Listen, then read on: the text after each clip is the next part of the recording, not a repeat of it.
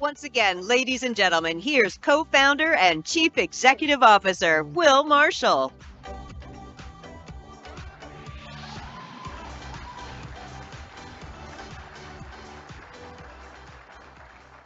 Thanks, everyone.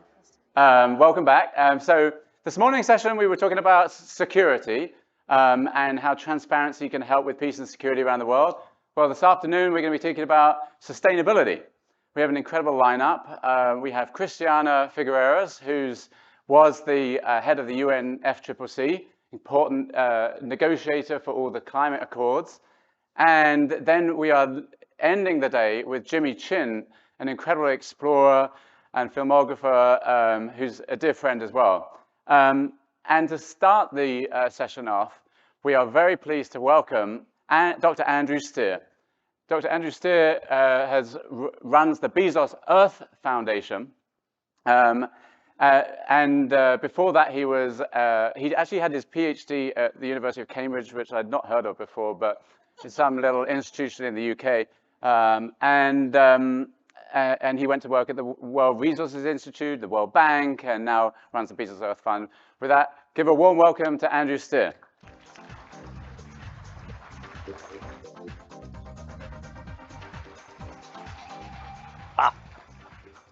Great.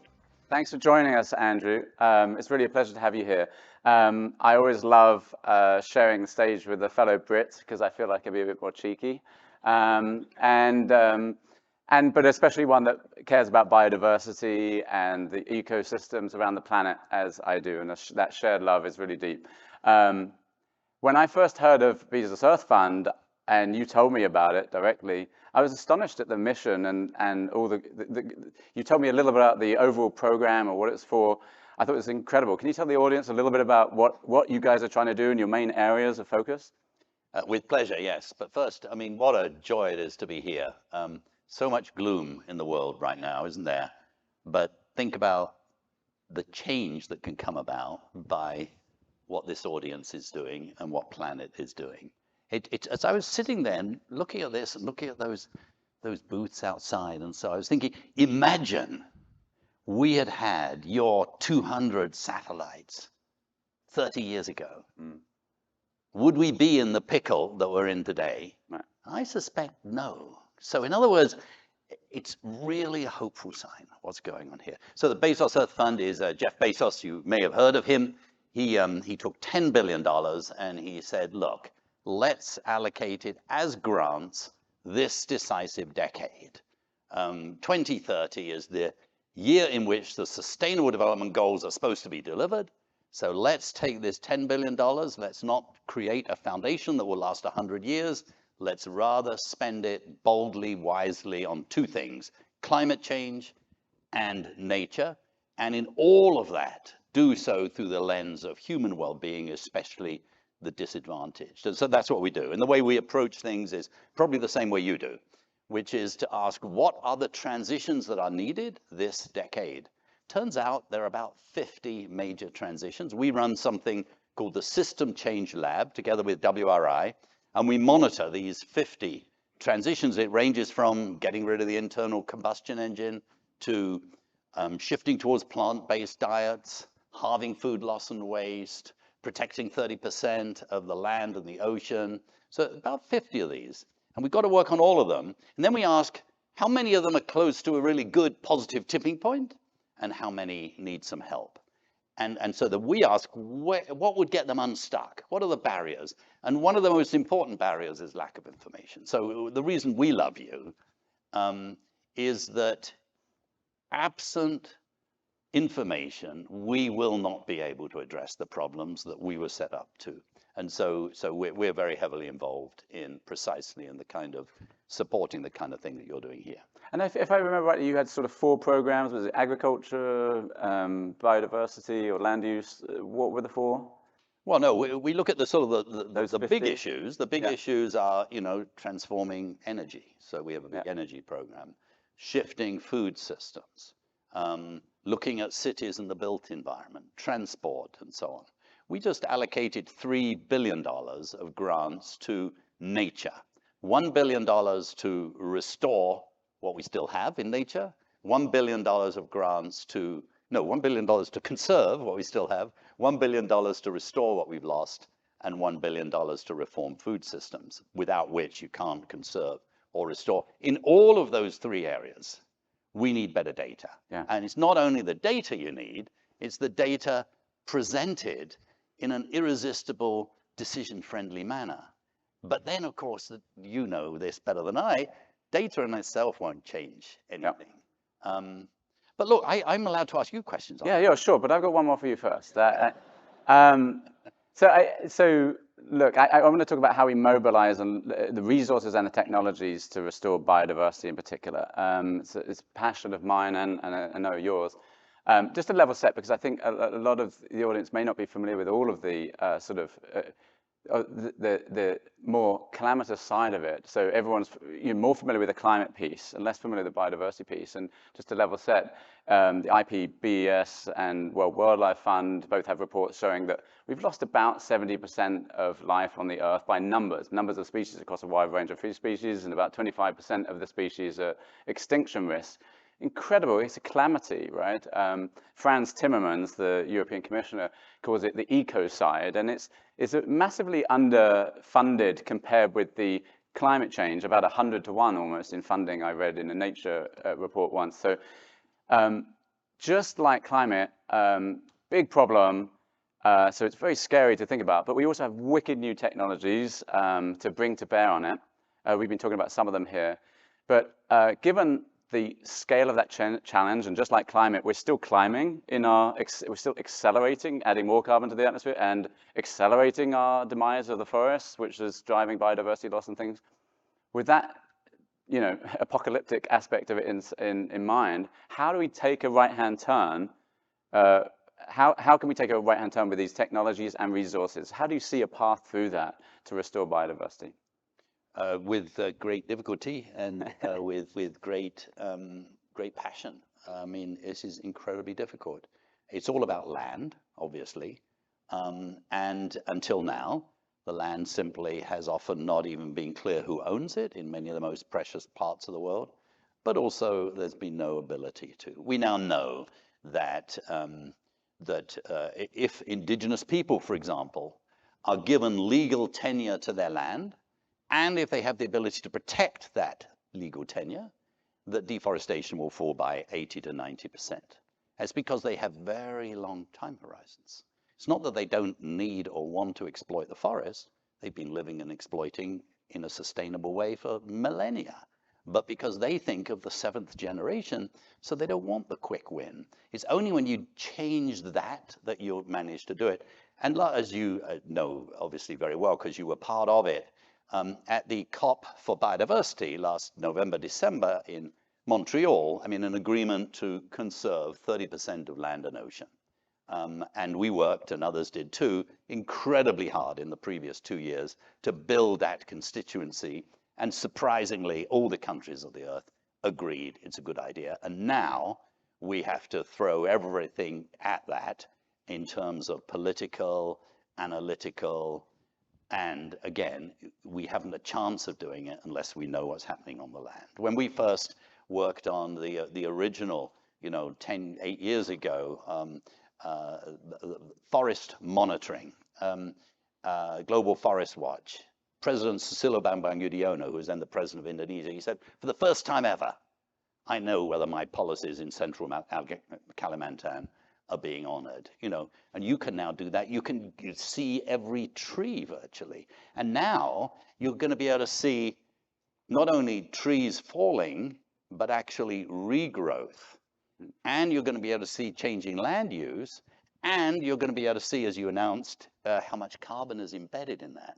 So you think about this, for every hectare, or we're in America, every acre on the planet, every week or month or whatever, we'll be able to know, based upon a whole lot of very smart algorithms that continually get updated, we'll be able to know how much carbon is going up in the sky, or greenhouse gases, because it includes methane as well, how much is being sucked down. That's called the carbon flux, or the greenhouse gas flux. That's incredibly important that we know that, and actually would enable us to do carbon markets, should we want to, from your satellites. You think about that. That's the hope. It's absolutely amazing. That's the hope. So how do you feel, Will? You've got these 200 satellites. You have 2,000 images of every place on Earth. I'm sure you're always looking at them. How do you, I mean, you wake up in the morning and where shall I look at today? No, but seriously, how do you turn data into decisions and game changing? Because we used to believe, they used to say information is the best disinfectant. And by that, what they meant by that is if you could figure out corruption and announce who's corrupt, it would stop. Well, turns out that didn't happen when we did that. Actually, you need information, but then you need engagement in order to. So how do you think about that? How do you take it? Well, first you asked me how I felt, which is that was a curveball. Well, I'm feeling pretty good because of the energy, and I'm inspired by all of the incredible innovation that's happening here in this community with these new tools. How do we take action? That's a great question. So I think the data can have direct impact just by some of the releasing it. So for example, the Alan Coral Atlas, we've seen a lot of folks developing marine protected areas around that data. And you might think, well, Sri Lanka already knew it had a coral reef. Why is it suddenly protecting it? It's not like that's news to them. But having a precise map helps because they know where more precisely, and knowing if there's illegal fishing vessels going in there, that helps. And also there's a stick aspect of it, right? Which is that now they know that everyone's looking at their coral reef. So the data alone can start to have an effect in terms of action. But clearly, we're producing about 4 million 47 megapixel images every day. That's quite a lot of pixels, yeah. I don't look at every one every morning. I get up early, but not that early. So obviously, what we're doing with tools like the planetary variables that we're announcing here today, this conference, and even where AI is going to be able to extract that information, so that somebody without expertise in geospatial can just ask a general question of the data without having to have that expertise. I think that's where it's going to make it more democratized in terms of getting value out. So you don't have to have thousands of analysts to look through our data, but rather you could just ask questions. And I think that's where we're going. And I think, so as we add these tools, I think it will make it easier and easier. But we're never giving up. And I think this whole community wants to build all of those pieces, right? It's really great to see you and your team sort of explain to policymakers.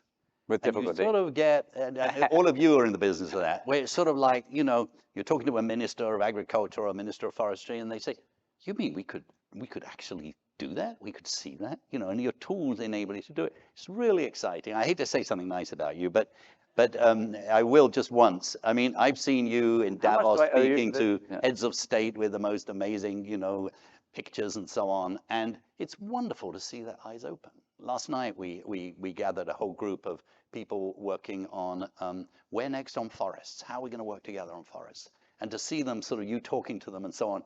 Wow, that's great. And tonight you'll be meeting, people like Amina Mohammed, the Deputy Secretary General of the United Nations, Achim Steiner, the head of UNDP, and many ministers as well. And they'll be gracious. We actually can do things. But let me ask you this. Yeah. Transparency, you talk a lot about it. And I know what you're doing, say, with NICV, the Norwegians are helping you to make public all of your data. But of course, you have to earn an income and pay for all of this. So you have to sell your data. So you must live in this sort of world of, on the one hand, I want to help the world, especially poor people, but of course they can't afford my data. I don't just want to help the rich people, but if I don't charge them something, I can't thrive as a company and grow. And how do you deal with that cognitive dissonance? Well, I don't find it cognitive dissonance, but it's a great question. I mean, it is one it's one of the reasons we went public as a public benefit corporation that I've mentioned, that enables us to really think about the mission, which is what drives a lot of us. But if you tackle big problems of the world, I think we'll find business opportunities in that, right? I mean, the carbon markets that you were just hinting at that could be underpinned by forest carbon measurement. of course, there's a massive opportunity in that. It's both an important thing for the world, because it's where we'll get to trillions of dollars, not just billions of dollars, not to up you on your billions of dollars, those are important. But to start moving trillions of dollars, we've got to get the whole judo move capitalism to take care of nature and put carbon and nature on the balance sheet of every company and country around the planet. And that's, to do that, of course, there's a business opportunity in that as well. Look, not to be fully exploitative of that, but we see that opportunity as, I think, again, not just planet, as a whole community. But I think also there's an aspect of, I think tech companies have to take responsibility for their technology and think about the positive and negative impacts and think about how to maximize the good and minimize the bad. We think through digital public goods, like the partnership with Norway or the Alan Coral Atlas that I mentioned, where some of that data is really made available for everyone, or especially on a non-commercial basis, like the NGOs and the researchers to have at it and check the maths, if you like, of the forestry ministries in those countries and so on, is a great thing. And we can still sell the data to commercial enterprise, governments that can pay in the developed world, and so on. So I think there's a way of going through this, and so far it seems to be working. So knock on wood. Good. Okay. That wasn't defensive at all. Actually, that was really good. No, that was helpful. No, I think my perception is you get the balance just right, actually. So I genuinely mean that. Let me ask you this. My sense is that this is a community that is actually, even though I'm sure there's some competition, it's actually pretty collaborative. So I've been impressed by, we finance something called the Land and Carbon Lab, which is run by, WRI and various other organizations. It's wonderful. They use some of your data. And you're doing similar things, but I sense there's a real spirit of cooperation in this field. Is that right? Well, I would like to think so. Obviously, there's some competition, no question, and that can be healthy. But in a sense, when I think a lot of people are motivated by really important things, whether that's sustainability related, like this session is mainly focused on, or security related, like we were talking about this morning's session. We care about bringing about these things on the planet, and that mission drive, I think, is part of this community in a broad sense. My heritage is more back from the space community, and that there is a sort of big picture perspective. But I have found, as I've entered into this Earth observation community, which I'm still more new to, in a sense, there's probably people in this audience that have a lot more experience in that than I have. I feel that spirit of camaraderie towards these big goals of the planet, and so I hope we can work together on that. Yeah. Okay, so let me ask you another one. So I think we're both rooted in both optimistic about the opportunity to actually tackle these big challenges, despite how big they are. Do you think we should empower organizations with data to protect conservation? What gives you the biggest hope for the future? I think what gives me the biggest hope is that things are becoming more user-friendly all the time. And it's really important to remember that when one deals with communities, including indigenous people, but also communities that are not affluent, they're actually much more sophisticated than we think they are in terms of operating cell phones and what have you. And so, for example, we've just made a grant to support indigenous people in Brazil be part of the voluntary carbon markets to protect the forest. So far, they've been totally ignored. The deal has been a developer, often a Western developer, usually the governor of the province state, maybe the federal government as well, sometimes even sort of aid agencies. And the indigenous people who actually live there, they actually aren't part of the equation. Aren't part of the equation at all. Yeah, they're the ones that are protecting the forest. It doesn't make sense. So here's the point. Not only where they do need help, they need help with lawyers, and they need help in terms of, okay, what does a contract really look like? And they need help on the monitoring. So they need to have access to your data. And so organizations like us should make sure that they can have access to that. And I think around the world, and you must have so many great stories. I mean, it's incredible to go to places where you would not imagine that poor communities would have the ability to track. So, for example, but they are doing it. So, for example, we're very active in something called Africa 100. That is to restore 100 million hectares of land in Africa by 2030. It's an incredibly exciting thing. Governments are now really on board. But the question is, there are actually thousands and thousands of small farmer groups that are doing the work. We need to know whether our money is actually being well used. Well, it turns out, thanks to your technology and others, that you can do little shape files on maps, and at the end of the year, you know exactly how much restoration has taken place. So you know the good organizations from the bad organizations, and then you can support those where you're going. And that would have been totally impossible. Yeah. I mean, 5 years ago, but certainly 20 years ago. I mean, I'm even older than you, and no, I am older than you. And I mean, I remember working on tree planting programs back in the 1980s, and I lived in Indonesia then, and I mean, it was clueless, well-intentioned. Well-intentioned cluelessness. But it was clueless in the sense of not understanding what it took to motivate a local village to create trees that are more valuable living than dead, sort of thing.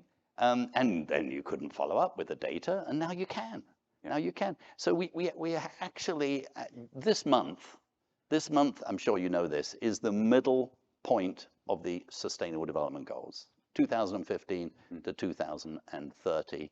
And we are seriously off track, seriously off track. They run something, they do data each year called the Sustainable Development Indicators that the UN puts out. For the last 2 years, it's declined. And that's taking issues like education, health, income. We've gone backwards. Gone backwards. We're now at the level of 2016. I mean, it's incredible, really, when we were doing so well. So we're in bad shape, but we actually, there's a way forward. Yeah. There really is. Totally. And I want to go back to your point about the carbon markets, because I'm so excited about that, because as you were saying, the indigenous peoples or the stewards of land in general have been left out of the equation so much. But I think one of the empowering things here is that satellite data plus other tools like, dare I say it, crypto systems and smart contracts in the Web3 space could actually be valuable in going direct from the Microsoft that wants to, we have Brad Smith here, they want to offset a lot of carbon for all the executives flying around the planet. And at the same time, that indigenous person doesn't want to chop down their forest to do agriculture. It's just an economic decision because they want to send their kid to school or some very practical concern. And they've been left out of the equation. But here, in principle, with smart contracts and satellite data to monitor that that's happening, you could connect such a big organization like Microsoft with a small landowner in Colombia or whatever, and enable them to trade and get a carbon credit for an agreement to not deforest a piece of land. And that's something they want to do anyway. And then suddenly, again, the scale of that sort of system could go really huge. Well, this would be a great project. I mean, let's agree that 5 years from today, not only would that happen, not only would you be able to figure out how to get the money from those that are buying the carbon credits. And remember, you can buy a carbon credit if you're a company, but only if you're lowering your own emissions as much as you can. Do that. So the money then goes to the country. But here's the thing. The money then goes to each individual person in a village. So through the telephone. Telephones can be used, as you know, and people now have telephones. So in Indonesia, there used to be 68,000 villages. 68,000 villages, they all have, the country is all a village. I mean, it's 68. You could figure out, using your technology, what is happening to deforestation and restoration in all 68, just you do it automatically. And then, through the carbon markets, you send the money to those communities on a monthly basis. Right. And it's just like that. I mean, it would, for the first time ever, it would put the money in the hands that actually are making the decisions to protect the forest. Yeah. I mean, incredibly exciting, and you could do the same to fishing communities. Your coral reef thing is going to be transformative, I think. Okay. Well, with that, we better wrap up. We're over time. Andrew, thank you very much. It's been inspiring to hear from you. Give a warm thank you to Andrew. Jolly good. Thanks very much.